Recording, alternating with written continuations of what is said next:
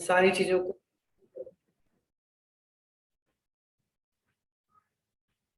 सब बच्चों को बेटा चैप्टर विजिबल है स्क्रीन पे? रेक्टिफिकेशन ऑफ एरर सबको स्क्रीन पे दिख रहा है? Everyone reply fast? Yes sir. Okay बेटा ओके।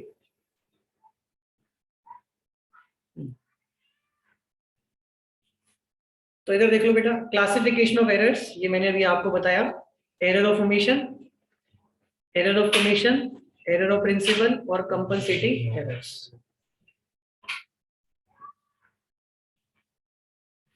तो एरर ऑफ ओमिशन के अंदर क्या होता है बेटा, या तो हम एंट्री को पूरा का पूरा होली आपने उसको रिकॉर्ड नहीं किया, कंप्लीट ओमिशन, या फिर पार्शियल ओमिशन। पार्शियल ओमिशन का मतलब आपने रिकॉर्ड तो किया बट उसके आगे कोई और स्टेप को फॉलो नहीं किया। जर्नल में तो रिकॉर्ड कर लिया बट उसकी जो पोस्टिंग थी आपने उस पोस्टिंग को नहीं किया, तो इसे हम बोलते हैं partial omission. Error of commission हो गया जहां पे आपने अमाउंट गलत लिख दिया या रॉन्ग अकाउंट में लिख दिया, रॉन्ग साइड पे लिख दिया। ठीक है बेटा, अब आगे बढ़ते हैं। मैंने आपको क्वेश्चन स्टार्ट करा दिया था आई थिंक, है ना? कराने थे आज? ओके। तो वन साइड एरर का मतलब क्या हुआ, जो एरर सिर्फ किसी एक अकाउंट को गलत करेगी उसको बोलेंगे वन साइड एरर, और कोई एरर अगर दो अकाउंट को गलत कर देगी तो उसको हम बोलेंगे टू साइड एरर। इतना सब आपने अपनी कॉपी पे नोट डाउन किया होगा। चलिए बेटा, आज की क्लास में हम लोग शुरुआत करते हैं। एक मिनट रुक जाओ। Illustration number 1, error of principle. ये एरर ऑफ प्रिंसिपल के आपके कुछ एग्जांपल्स हैं और हम इन एग्जांपल की रेक्टिफाई एंट्री बनाएंगे। ठीक है बेटा, बुक्स के अंदर हमने कुछ एंट्रियां गलत रिकॉर्ड कर दी हैं, अब उनको हमें ठीक करना है। तो कैसे उनका रेक्टिफिकेशन होगा? Let's start and let's understand with the help of this question. तो this question is exclusively for error of principle. इससे आपको समझ में आ जाएगा किस तरीके की एरर ऑफ प्रिंसिपल होती है। ठीक है, रेक्टिफाई द फॉलोइंग एरर्स। अब नीचे आपको कुछ एरर्स दी हुई हैं, उनको हमें रेक्टिफाई करना है। Number 1, 11,000 spent on the extension of building. हमने बिल्डिंग का एक्सटेंशन करा दिया। एक्सटेंशन का मतलब क्या हुआ, पहले ग्राउंड फ्लोर था तो फर्स्ट फ्लोर बनवा दिया, हो गया एक्सटेंशन। या ग्राउंड फर्स्ट था सेकंड फ्लोर बनवा दिया, हो गया एक्सटेंशन। तो इसका मतलब बिल्डिंग की कंस्ट्रक्शन हुई है जिसके लिए हमने 11,000 पे किए, और हमने इस एक्सटेंशन ऑफ बिल्डिंग के खर्चे को डेबिट कर दिया रिपेयर अकाउंट के अंदर। अब पहले इसको समझो, क्या हम जब बिल्डिंग का एक्सटेंशन कराते हैं तो क्या हम उसको रिपेयर में काउंट करें? क्या वो खर्चा रिपेयर का हुआ? क्या आप बिल्डिंग को रिपेयर करा रहे हो? बिल्डिंग को तो रिपेयर करवा रहे हैं, हम तो नई बिल्डिंग बना रहे हैं भाई। रिपेयर तो उस चीज का होता है ना जो पुरानी हो जाती है, ये तो नई बिल्डिंग बन रही है। अकाउंटिंग रूल ये कहता है हमें, जब आप कोई नया खर्चा करते हो ना किसी नई चीज के ऊपर, तो उस खर्चे को हम उस एसेट के अंदर रिकॉर्ड करते हैं हमेशा। जैसे बिल्डिंग की कंस्ट्रक्शन कराई ना आपने, तो जो भी खर्चा बिल्डिंग कंस्ट्रक्शन में लग रहा है, चाहे वो वेजेस का चाहे मटेरियल का, वो सारा बिल्डिंग में जोड़ दो। उसके लिए कोई और अलग से अकाउंट खोलने की जरूरत नहीं है आपको। ठीक है, और इसी तरीके से अगर आप कोई नया फर्नीचर खरीदते हो, उसके लिए आपने कोई कार्टेज पे किया, या कोई नई मशीन आपने खरीदी, उसके लिए कोई इंस्टॉलेशन पे खर्चा किया, तो at the time of purchase जब तक आप उन एसेट को यूज करना शुरू नहीं करते हो, तब तक जो भी खर्चा लगेगा उसके ऊपर, वो उसकी कॉस्ट का पार्ट है, वो एसेट के अंदर आना चाहिए, ना कि आप उसको अलग से किसी एक्सपेंस के अंदर रिकॉर्ड करो। तो जब नए एसेट के ऊपर खर्चा चल रहा होता है उसे हम बोलते हैं कैपिटल एक्सपेंडिचर। और हाँ, एक बार जब आपने एसेट को यूज करना शुरू कर दिया, बाद में आपने जो भी खर्चे करे उसके ऊपर, वो आपके नॉर्मल रिपेयर के खर्चे हैं, वो आपके रेवेन्यू एक्सपेंडिचर होते हैं। भाई सपोज करो आपने एक कंप्यूटर परचेज किया, अब कंप्यूटर आप असेंबल कर रहे हो, कंप्यूटर के अलग अलग पार्ट खरीद रहे हो, उसका सीपीयू खरीद रहे हो, उसका मॉनिटर खरीद रहे हो, उसका माउस खरीद रहे हो। अभी जितना भी खर्चा लग रहा है आपका, ये कंप्यूटर में लग रहा है ना, इन सारे खर्चों को ऐड करके आप कंप्यूटर की कॉस्ट निकाल दोगे, है ना? तो जब तक आपका पूरा कंप्यूटर तैयार नहीं होता, जो भी खर्चा लगा वो कैपिटल एक्सपेंडिचर है, वो कंप्यूटर की कॉस्ट में ऐड हो जाएगा। लेकिन जब कंप्यूटर आपका पूरा बन जाएगा, आप उसको चलाना शुरू कर दोगे, उसके बाद अगर उसमें कोई वायरस आ जाता है और आप उसको ठीक कराते हो, तो वो रिपेयर में काउंट होगा, फिर वो खर्चे में हम ऐड करेंगे, अलग से कंप्यूटर में ऐड नहीं करेंगे। समझ में आया? तो ये हमारा काउंटिंग रूल है कि बड़ा खर्चा कैपिटल मानो, छोटा खर्चा जो बार बार होता है उसको रेवेन्यू मानो। तो यहाँ गलती क्या हुई, एक्सटेंशन कराया बिल्डिंग का, तो बिल्डिंग में जोड़ने की जगह हमने इसको कहाँ जोड़ दिया, रिपेयर में जोड़ दिया। अब देखो बेटा, रेक्टिफिकेशन के चैप्टर में आपको ट्रांजैक्शन को दो अलग अलग भागों में बांटना पड़ेगा। पहले आप ये देखोगे कि इस ट्रांजैक्शन की करेक्ट एंट्री क्या बननी चाहिए, वो आपको पहले पैराग्राफ से पता चलेगी, ठीक है। सेकंड पार्ट जो होगा क्वेश्चन का वो करेक्ट एंट्री आपको बताएगा, सेकंड पार्ट जो होगा इसका वो आपको रॉन्ग एंट्री बताएगा। जैसे वो कह रहा है एक्सटेंशन ऑफ बिल्डिंग कराया, तो यहां से आपको समझ में आना चाहिए कि करेक्ट एंट्री क्या होगी। तो मुझे बताओ कि करेक्ट एंट्री क्या होगी, मैं नीचे लिख रहा हूं, आप अपनी कॉपी पे भी लिखेंगे इसकी करेक्ट एंट्री क्या होगी। बोलो बेटा ऑनलाइन वाले बच्चे, what should be the general entry for extension of building. बेटा ऑनलाइन वाले बच्चों की building account sir, ma'am building building sir, account. Building account debit to cash account. Okay बेटा, वेरी गुड। भाई मैडम कौन है क्लास के अंदर, करणवीर। सर गलती से सर बोला ना, मैम बोल दिया, सॉरी सर। मैंने कहा मेरी आवाज कोई लड़की वाली है। वैसे हो जाता है, मैं कई बार बोलता हूँ ना तो पीछे से आवाज, मुझे मैम पहले बोलते हैं, तो समझाना पड़ता है भाई मैम नहीं सर हूं मैं। हाँ जी बेटा, this is the correct entry. तो एक्सटेंशन कराया बिल्डिंग का, तो बिल्डिंग टू कैश।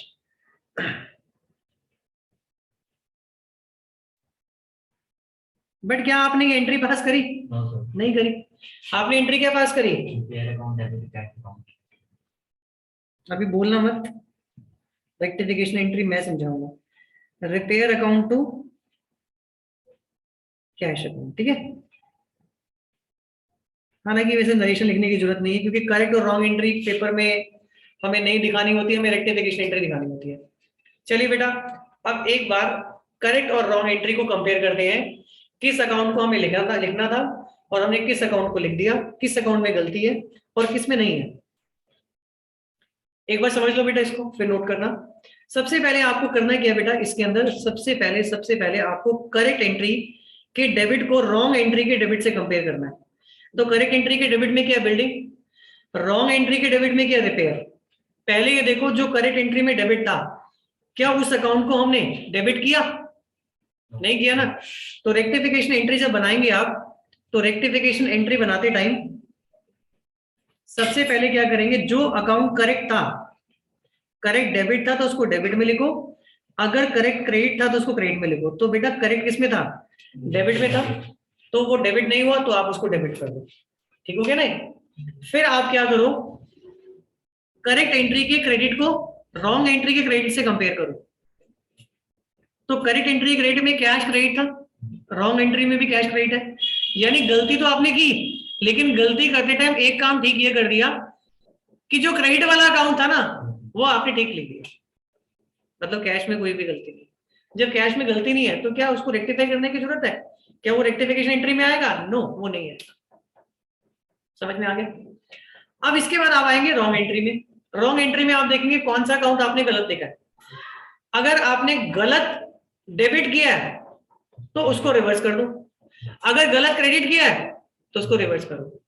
रिवर्स क्यों करें? क्योंकि अकाउंटिंग कहती है अगर कोई अकाउंट गलत डेबिट हुआ है ना, उसको अगर आप उसी अमाउंट से उल्टा कर देते हो तो वो अकाउंट नलिफाई हो जाता है बुक्स में से, यानी वो अकाउंट खत्म हो जाता है बुक से। अगर कोई चीज गलत डेबिट है तो उसको क्रेडिट कर दो उसी अमाउंट से, वो खत्म हो गया। अगर गलत क्रेडिट है तो उसको डेबिट कर दो, वो खत्म हो जाएगा। तो यहाँ पे बेटा रिपेयर को खत्म करना है, क्योंकि ये अकाउंट गलत आया, तो खत्म करने के लिए क्या करोगे, गलत डेबिट है तो रेक्टिफाई करने के लिए इसे हम क्रेडिट कर देंगे। तो एंट्री क्या बन गई बेटा, बिल्डिंग टू रिपेयर। कितना अमाउंट आ गया? 11,000।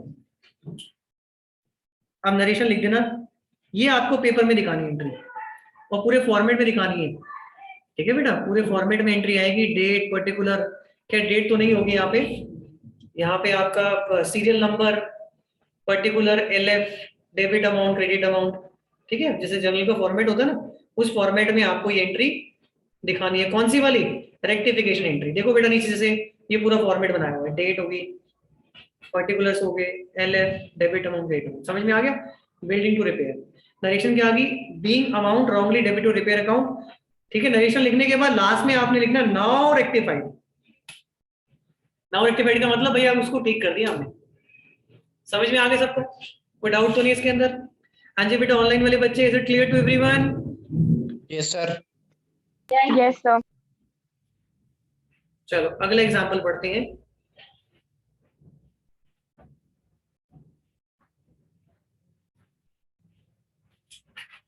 Example number 2। ये सारे एग्जांपल ले लो प्रिंसिपल के। 8,000 paid for purchase of typewriter.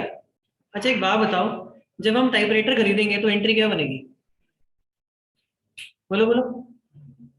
अरे जर्नल एंट्री बनाओ ना परचेज ऑफ टाइपराइटर की। हाँ Shivanshi, typewriter to cash, asset आया तो एसेट को डेबिट करो, कैश गया, कैश को क्रेडिट करो, ये एंट्री होगी ना, टाइपराइटर टू कैश। अब वो कहता है कि वॉज चार्ज। चार्ज का मतलब होता है, याद कर लेना, आगे भी चार्ज बार बार आएगा। चार्ज करने का मतलब डेबिट करना। चार्ज करने का मतलब डेबिट करना। वो कहता है debit to office expense account. अभी मुझे आपने बताया कि टाइपराइटर टू कैश की एंट्री होनी चाहिए, तो टाइपराइटर को क्या करना था? डेबिट करना था। क्या टाइपराइटर डेबिट हुआ? नो। क्या डेबिट कर दिया हमने? Office expense account. ये गलती हुई है, अब इस गलती को हमें ठीक करना है। चलो बेटा पहले मुझे बताओ इसकी करेक्ट एंट्री क्या पास होगी। सबसे पहले पास करेंगे करेक्ट एंट्री। अभी आपने मेरे को बताई सर इसकी करेक्ट एंट्री होगी typewriter account to cash account. लिख ले एंट्री।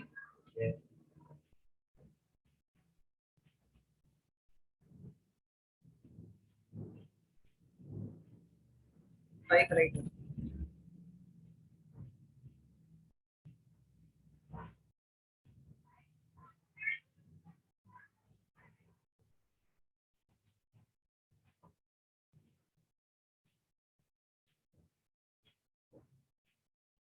कितना अमाउंट है? 8,000। रॉन्ग एंट्री बताओ क्या हुई? आपने क्या रॉन्ग एंट्री पास करी? इसके साथ में लिख दो office expense account debit to.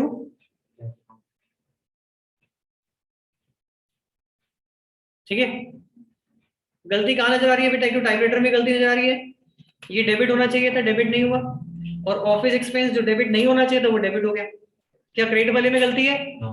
Cash में गलती नहीं है, कैश कट गया। तो टाइपराइटर डेबिट होना चाहिए था बट टाइपराइटर डेबिट नहीं हुआ, तो रेक्टिफिकेशन करते टाइम क्या करोगे? टाइपराइटर अकाउंट को आप डेबिट करोगे। क्रेडिट किसको करोगे? हो गया रेक्टिफिकेशन। अमाउंट कितना हो गया? 8,000। मैंने आपको इसलिए कहा था for better understanding of this chapter first you need to revise journal. Believe me, अगर आपका जर्नल अच्छा है तो ये चैप्टर आपको बड़ी जल्दी समझ में भी आएगा और बहुत एक्यूरेट भी होगा। क्योंकि जब तक आपको करेक्ट एंट्री नहीं पता होगी, how will you rectify? Possible ही नहीं होगा। तो इसलिए मैंने पिछली क्लास में आपको कहा था जब तक ये चैप्टर चलेगा डेली जर्नल एंट्रीज के रूल्स को रिवाइज करो, डेली ट्रांजैक्शंस को पढ़ो। लिख के मत देखो, पढ़ लो कि कोई डेबिट कब हो रहा है, किस ट्रांजैक्शन में कौन सी एंट्री होती है, कब क्रेडिट होता है अकाउंट, ये सब पढ़ के आओ। ठीक है, this is one of the difficult chapter of your syllabus. पूरे 11th में इस चैप्टर को सबसे डिफिकल्ट माना जाता है। लेकिन अगर कभी आप बोलोगे सर इसमें क्या डिफिकल्टी है, आसान तो है, 2-4 क्वेश्चन और कराऊंगा तो चीजें रट जाएंगे आपको। अभी रुक जाना, अभी थोड़े लेटर पार्ट पे हम लोग आएंगे तो यू विल फील कि हाँ सर कुछ ज्यादा चीजें हमें समझनी पड़ रही है इसके अंदर, कि आगे जाके आपको दिक्कत ना आए, चैप्टर के अंदर प्रॉब्लम ना आए। तो इसलिए बेटा जनरल वाले चैप्टर को एक बार गो थ्रू करो। ठीक है, next third, 15,000 paid for furniture has been charge to purchase account. क्या आप क्वेश्चन समझ सकते हो? गलती क्या करी हमने? आराम से रीड करो। 15,000 की पेमेंट हुई फर्नीचर के लिए, यहां तक आपकी करेक्ट एंट्री है। हैज बीन चार्ज, चार्ज का मतलब डेबिट। कहां कर दिया? डेबिट में, परचेज अकाउंट। परचेज किसके लिए होता है? गुड्स के लिए, फर्नीचर के लिए थोड़ी होता है। तो हमने एसेट को गुड्स बना दिया, ये गलती कर दी हमने। चलो पहले करेक्ट एंट्री बताओ इसकी क्या होगी?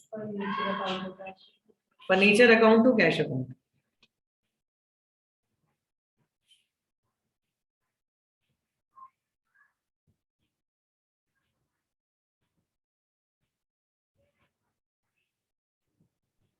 ये कौन सी एंट्री है? Correct entry. मुझे रॉन्ग एंट्री बताओ।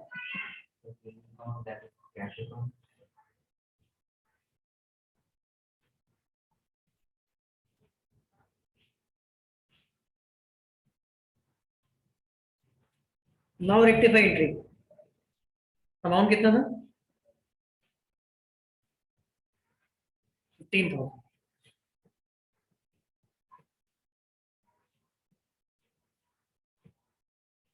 कैश को हटा दो, इसमें गलती नहीं है।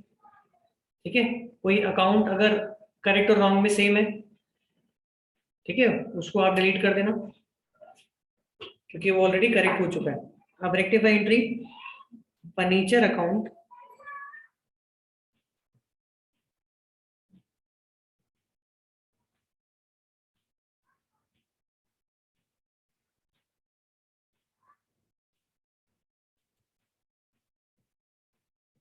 being furniture purchase wrongly charged to purchase account, now rectify। समझ में आ गई सबको एंट्री?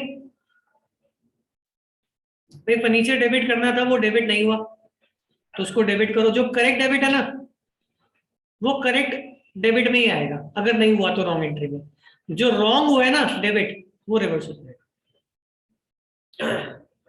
मैंने आपको 4 रूल बताए थे पिछले क्लास के अंदर। If any account is not debited then it must be debited at the time of rectification. If any account is not credited, then it must be credited at the time of rectification. If any account is wrongly debited, then it must be credited at the time of rectification. Or if any account is wrongly credited, then it must be debited at the time of rectification. ये वाला important है बेटा ज्यादा, कि गलत अगर कोई debit चीज हो जाती है बुक्स में तो उसको क्रेडिट कर दो, और गलत क्रेडिट हो जाती है तो उसको डेबिट कर दो, रेक्टिफिकेशन हो जाएगा। Okay, is it okay to everyone? हाँ जी बेटा, ऑनलाइन वाले बच्चे एक बार बेटा रिप्लाई करो। Are you getting the concept? Yes sir. Yes, sir. Now the next example, fourth, repair made व debited to building account for ₹3,000। हमने बेटा रिपेयर कराया और डेबिट कर दिया बिल्डिंग अकाउंट को। भाई बिल्डिंग बन के तैयार होगी, अब हर साल उसमें सफेदी तो करानी पड़ेगी। अब सफेदी का जो खर्चा होगा, व्हाइट वॉश का खर्चा होगा, क्या वो बिल्डिंग में ऐड करोगे? No. Once the asset is put to use, subsequently all expenses incurred are revenue nature, they are not added to the cost of asset। उनके लिए जो एक्सपेंस हुआ है उसी का अकाउंट आपको ओपन करना पड़ेगा। जैसे यहाँ पे हमने रिपेयर कराया बिल्डिंग को, तो repair account should be debited. Entry क्या होनी चाहिए? रिपेयर अकाउंट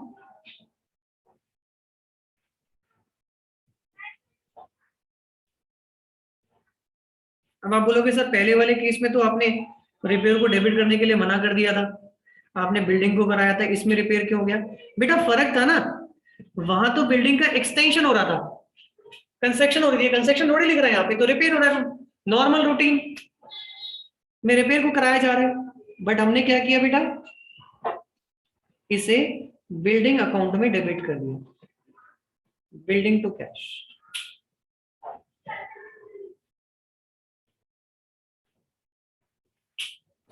ओके चलो, अमाउंट बोलना कितना? 3,000।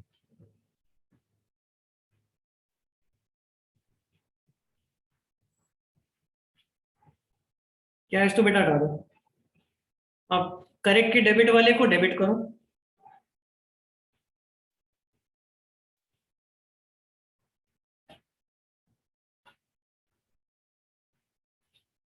ठीक है, और बिल्डिंग को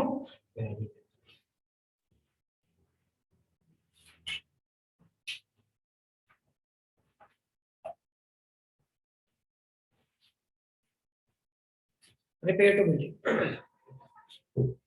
चलो next example.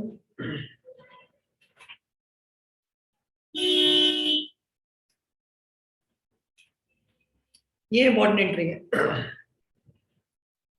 This example is very important. Sale of old furniture, हमने एक पुराने फर्नीचर को बेचा है 16,200 का। यहां तक आपकी करेक्ट एंट्री बनेगी। Pass through the sales book. अच्छा एक बात बताओ, सेल्स अकाउंट ओपन किसके लिए होता है? गुड्स के लिए। ओल्ड फर्नीचर आप बेच रहे हो, उसका मतलब एसेट बेच रहे हो। सेल हुई थी एसेट की, लेकिन रिकॉर्ड होगी सेल होगी गुड्स की। गलत कर दिया ना आपने। अच्छा यहाँ लिखा हुआ pass through the sales book, sale account नहीं लिखा हुआ, सेल बुक लिखा हुआ। बुक जो बनती है वो क्रेडिट ट्रांजेक्शन के लिए बनती है, याद करो। सब्सिडरी बुक्स, आप उसमें उधार वाली ट्रांजेक्शन लिखते हो ना, तो मैं यहाँ कैश नहीं लिख सकता, यहाँ मुझे कैश नहीं लिखना। कैश के बदले में क्या लिखूंगा? उधार पे बेचा है, तो करेक्ट एंट्री में क्या बनेगा बेटा? Debtors account. समझ में आया? क्या आना चाहिए? Sales account? No, old furniture account. Wrong में क्या हो गया हमारे साथ? डेटर को तो डेबिट कर दिया,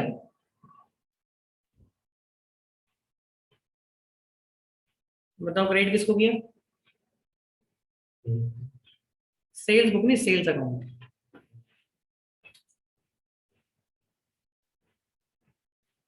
आप बताओ, यहाँ पे डेटर में गलती नहीं है, डेटर में कोई गलती नहीं है। रेक्टिफिकेशन बनाओ इसका, रेक्टिफिकेशन बनाओगे तो सेल्स अकाउंट टू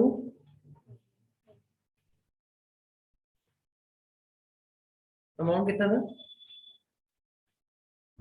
याद है? 16,200।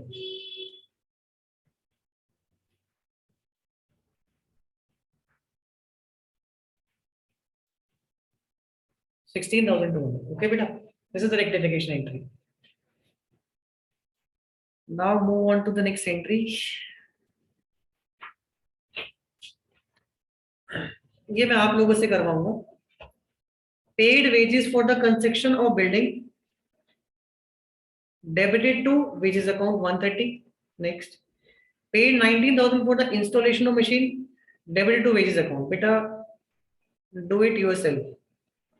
Last two part, and whatever you answer, write down in chat box. Everyone, hurry up. I'm waiting for your reply.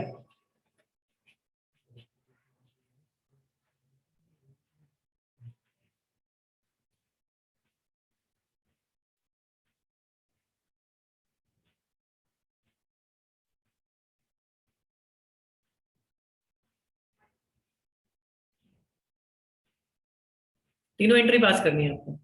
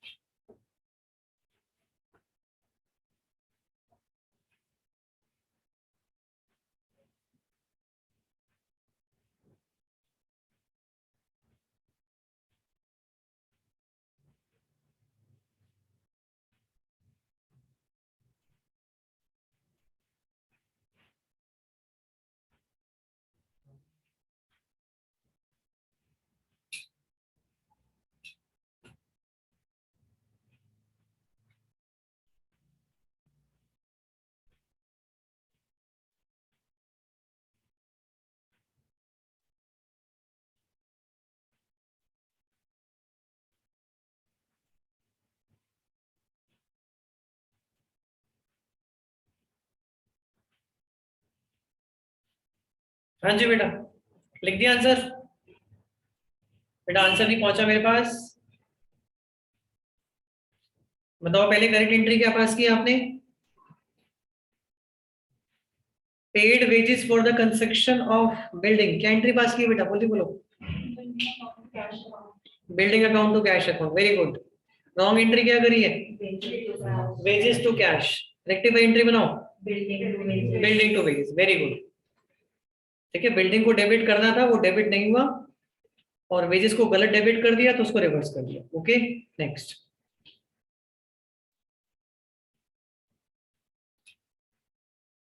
Seventh वाला पार्ट भी करो। ओके, सेवेंथ वाला भी। सेवेंथ वाले में क्या है? Paid 19,000 for the installation machine, debited to wages account. Correct entry machinery to cash, wrong entry wages to cash, rectify entry machinery to wages. Okay,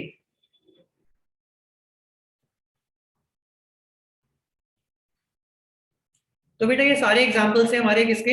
error of principle के। आप देख सकते हो कि बिल्डिंग वाला खर्चा रिपेयर में डाल दिया, यानी कैपिटल एक्सपेंडिचर को हमने रेवेन्यू बना दिया। ठीक है, एसेट को खरीदा बट हमने उसको एक्सपेंस में डाल दिया, ये भी कैपिटल एक्सपेंडिचर था, रेवेन्यू में चला गया। यहाँ पे फर्नीचर परचेज किया बट वो परचेज में चला गया। ठीक है, और फिर हमने रेवेन्यू वाले को क्या बना दिया? कैपिटल बना दिया। ठीक है, फर्नीचर की सेल को सेल्स बुक में डाल दिया। ठीक है, तो these are some example of error of principal.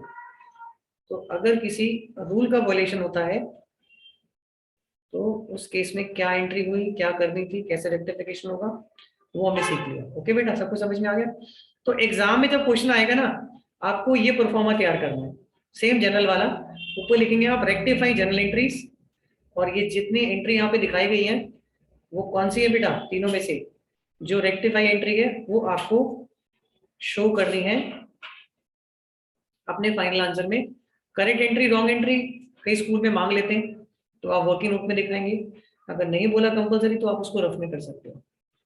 Okay, समझ में आ गया? चलो नेक्स्ट करते हैं हम लोग एग्जांपल एरर ऑफ ओमिशन का। एरर ऑफ ओमिशन के अंदर हमने दो पढ़े थे, एक तो कंप्लीट ओमिशन और दूसरा पार्शियल ओमिशन। कंप्लीट ओमिशन का मतलब कि भाई ट्रांजैक्शन की आपने डेबिट और क्रेडिट दोनों में से कहीं पे भी रिकॉर्डिंग नहीं की है। ठीक है, तो उसे हम क्या बोलेंगे? Complete omission. भूल गए लिखना, ठीक है, एंट्री को रिकॉर्ड करना भूल गए, ये सबसे आसान है रेक्टिफाई करनी। क्यों? क्योंकि इसमें रॉन्ग एंट्री तो होगी नहीं। जो एंट्री पास करनी थी आपने वो एंट्री आपने पास नहीं करी, कोई रॉन्ग एंट्री तो होगी नहीं। तो यहाँ पे आपको सिर्फ दो एंट्री मिलेगी, एक तो करेक्ट एंट्री और एक रेक्टिफाई एंट्री। हालांकि रेक्टिफाई एंट्री दोबारा से आप लिखोगे तो वो करेक्ट ही आ जाएगी, तो एक ही एंट्री पास करेंगे, वही करेक्ट होगी, वही क्या होगी? रेक्टिफाई होगी। तो ये सेम आपका जनरल वाले चैप्टर जैसा बन गया। ठीक है, एक एंट्री पास करो, रेक्टिफिकेशन बना। बस आपको करेक्ट जनरल एंट्री पता होनी चाहिए। तो इलस्ट्रेशन नंबर 2,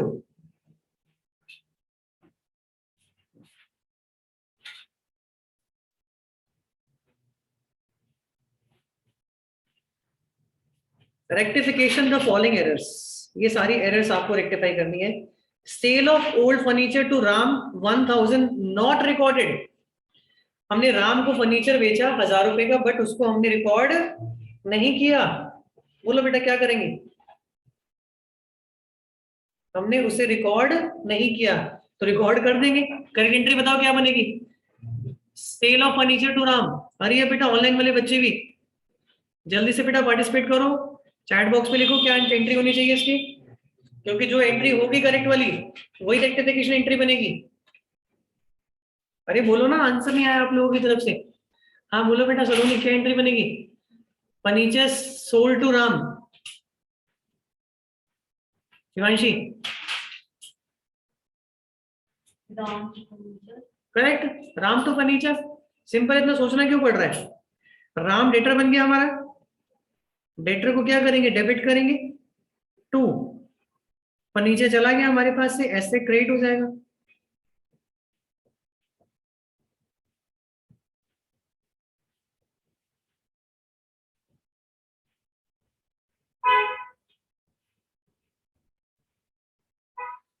अब देखो आपको एंट्री नहीं आती ना, जनरल की भूल गए तो आप इसको लिखना ही भूल गए। मतलब लिखने में आपको बताने में दिक्कत आई इसके अंदर। Number 2, goods purchase from 2000 from Ali not recorded. Ali से हमने 2000 रुपए के गुड्स खरीदे, बट हमने उसको रिकॉर्ड बुक्स में नहीं किया। बोलो बेटा क्या एंट्री बनेगी? Sir, purchases to Ali. Yes, very good. तो जो करेक्ट एंट्री है वही क्या बन गई? रेक्टिफाई एंट्री बन गई। अली। इसके बाद third, accrued rent rupees 2000 not recorded in the books। accrued rent, accrued का मतलब होता है आउटस्टैंडिंग। ठीक है, आउटस्टैंडिंग रेंट है 2000 रुपए का, लेकिन उसको हमने क्या किया? बुक्स में अभी रिकॉर्ड नहीं किया। बताओ क्या एंट्री बनेगी? Sir, outstanding rent debit to rent account. अब देखो यहाँ पे ना, रेंट हमने पे किया है या फिर ये रेंट हमें रिसीव होना था, दो हो सकते ना। एक्रूड टर्म जो लगता है ना, वो किसके लिए लगता है? इनकम के लिए। ये इनकम के लिए लगता है एक्रूड वर्ड। यानी कि आपकी इनकम एक्रू हो चुकी है, लेकिन अभी तक आपने उसको रिसीव नहीं किया, तो ये इनकम है। करेक्ट है बेटा, इसको आउटस्टैंडिंग भी बोल सकते हो। तो इसकी एंट्री करेक्ट क्या बनती है? Accrued rent account. ये आपका एसेट बन गया, क्योंकि अभी इनकम आपको मिली नहीं, ये बाद में मिलेगी। तो एंट्री बनाएंगे हम accrued rent to rent. Accrued rent को आप डेबिट करोगे और रेंट को क्रेडिट करोगे, क्योंकि ये इनकम है। अगर यहाँ पे एक्रूड की जगह आउटस्टैंडिंग लिखा होता ना, तो फिर एंट्री हमारी बदल जाती। क्या बनती? Rent account to outstanding rent, फिर लायबिलिटी बना देते इसको। ठीक है, जनरल में हमने एक्रूड इंटरेस्ट की भी एंट्री सीखी थी। ओके बेटा, ये एंट्री बनती थी, आप भूल गए।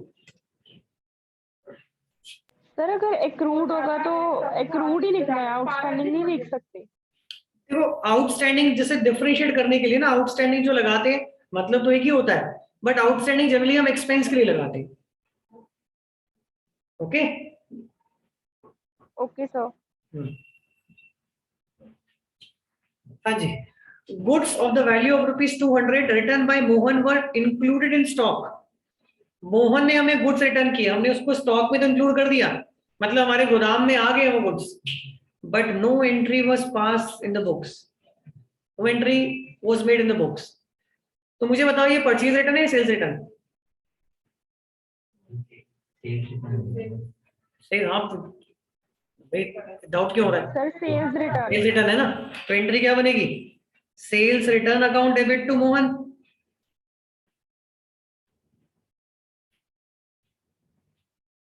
हम्म, 200।